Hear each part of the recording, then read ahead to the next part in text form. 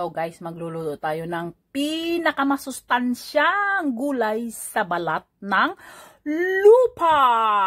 Affordable na, mura pa. Alam mo sa Pilipinas, pinapakain lang ito sa mga baboy.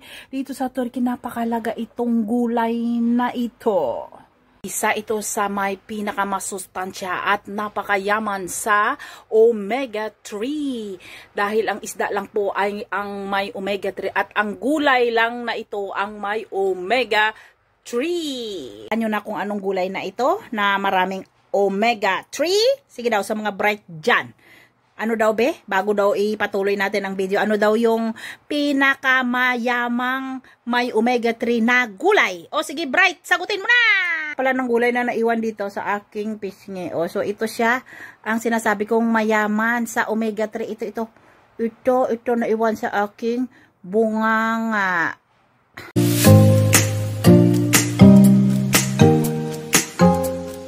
So guys, ngayon magluluto ako ng tinatawag nilang semisoto dito sa Turkey. Ito pala yan siya. Hindi ko alam anong tawag nito sa Pilipinas.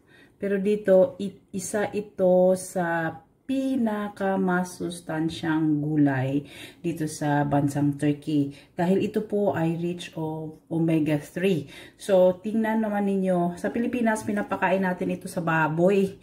Dito, ginaluto ito, ginigisa. Nilagyan ng yogurt, nilagyan nila ng kanin. So, ako, paborito ko ito. So, shout out pala dun sa kasamahan ko sa trabaho na si Jeren. Dahil siya po ay nagbibigay lagi sa akin ng ganito na tinatawag dito sa Turkey na semisoto. So, huhugasan natin maigi ito siya. Kasi marami itong mga putik o lupa.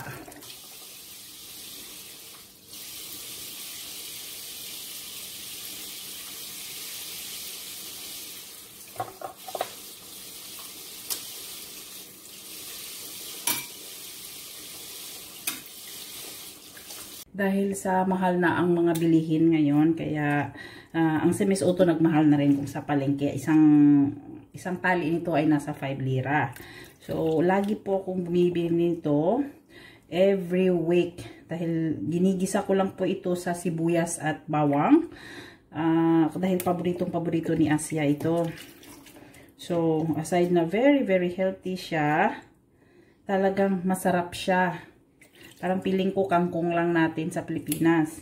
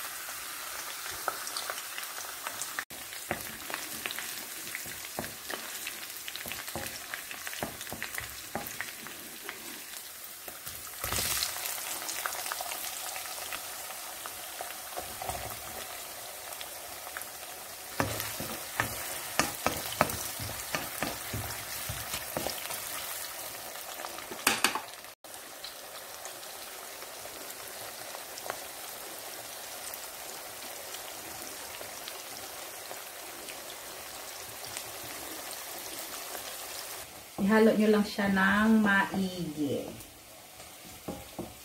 Tapos, kung mapula-pula na ang sibuyas, ang gagawin nyo is, ilagay nyo na yung inyong semisoto or itong pagkain sa baboy na sa Pilipinas. Di ko alam pang ang tawag nito sa Pilipinas ba kung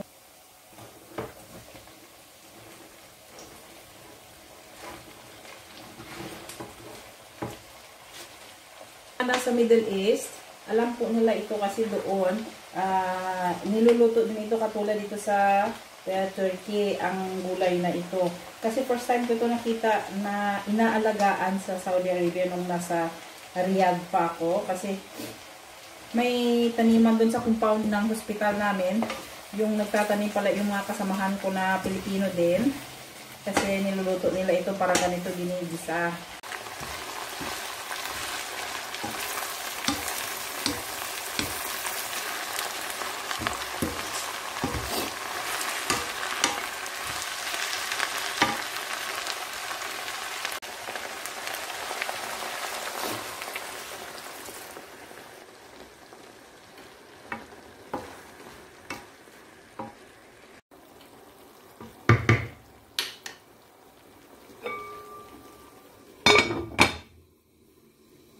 So, ayan, haluin mo lang siya. Halo-haluin kasi luto na. Tapos, pwede mo siyang lagyan ng asin.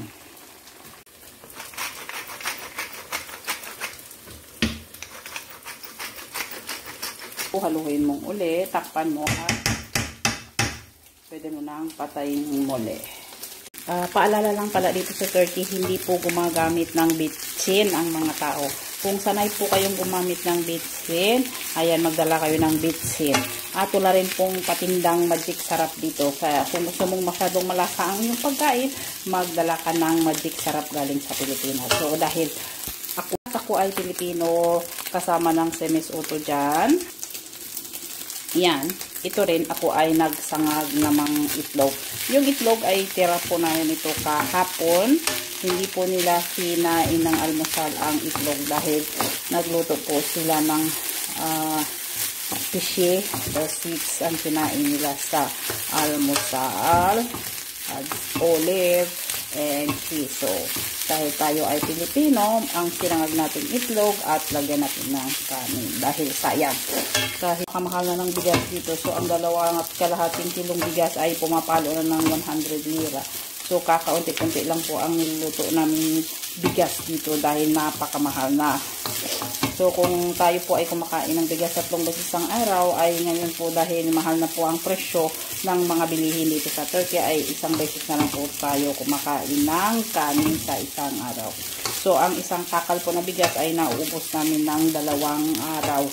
Ginagamit pa lang naming asin dito ay itong non-iodized salt o ang tinatawag na urme, tuso, no iodine added. Kasi alam nyo ba na ko na isang doktor na nag-share, kaya pala nagkakaroon ng high blood pressure dahil yung iodine ay sumusobra sa ating mga vessel vein.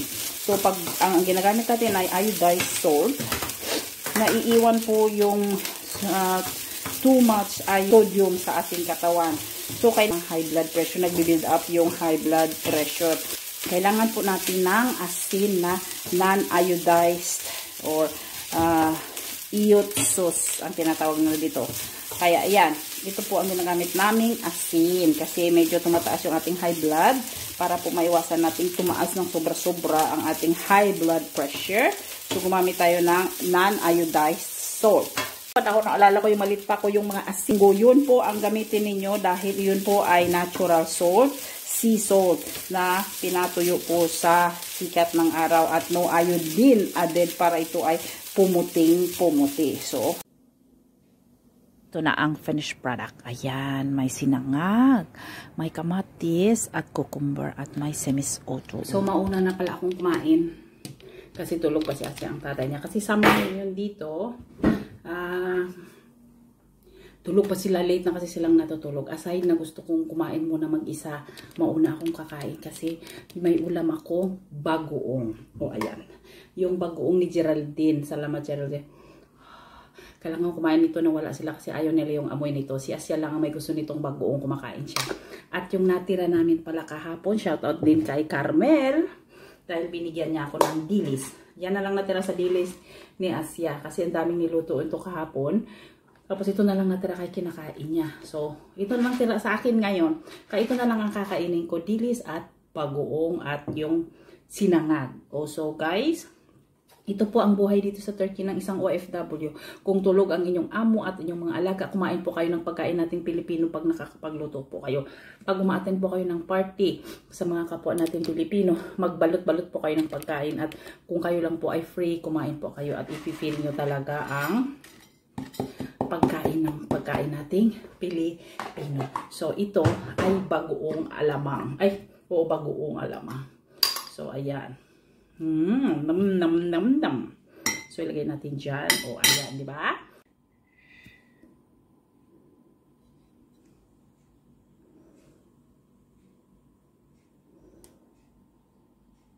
So, ang pagluluto po dito ay katulad din sa Pilipinas. Kung gusto mo ng lasa natin, magluto ka ng lasa natin.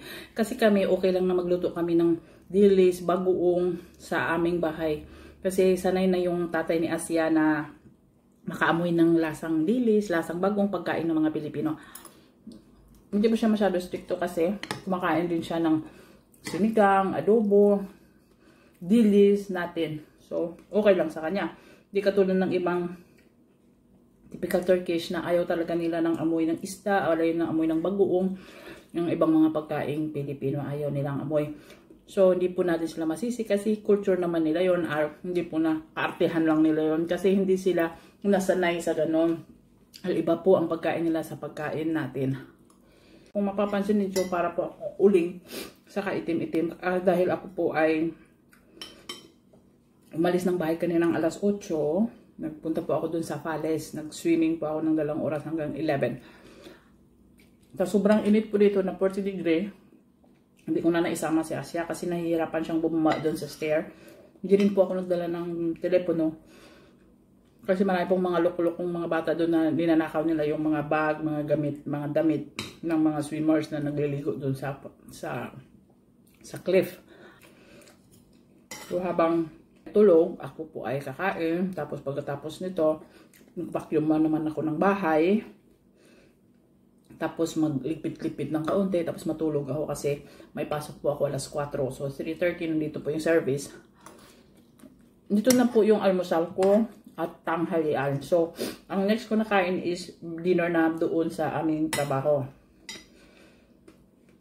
Kung makaya pa hanggang alas 2, matulog po ako ng 1 oras. So may resistensya po ako para sa evening shift na duty. So kung napapansin nyo, tignan mo ang kulay ko. Uling. Pag summer, paitipan ng maitiman. Kung ikaw po ay katulong dito or may alaga kang bata, pag summer po talagang magiging uling ka. Mga amo nyo po ay nasa beach, papainit, nagsiswimming kasama yung alaga nyo. So mapuputi lang po ang mga Pilipino dito pag winter. Yeah. Magsombrero ka, magkay ka ng maraming mga krem-krem dyan. Pero kasi ever since di ako naglalagay ng mga sunblock, alam nyo naman na ina-absorb ng skin natin ang mga chemicals. So, ang sunlight ay kailangan natin pag winter. So, wala tayong sunlight sa winter. So, sa summer daming sunlight. So, it's okay lang sa akin na masunog ako at mangitim ng katulad nito, sunog na sunog. Dahil importante healthy. Ang tatay pala ni Asia ay masyadong maarte. Ang baho daw talaga nito ang bagoong alamang. Pag kumain ako nito, para hindi ako ma-offend, kain lang ako mag-isa. Or, dalawa kami ni Asia or may mga Pilipinong pumupunta dito sa bahay. Sabay-sabay kami kumakain ng bagoong. So, okay lang naman yun sa kanya. Naintindihan niya yun. Lumalayo lang siya dito sa kusina. So, guys, ang sarap po lang semisoto. Hi, thank you and see you next week for our next video.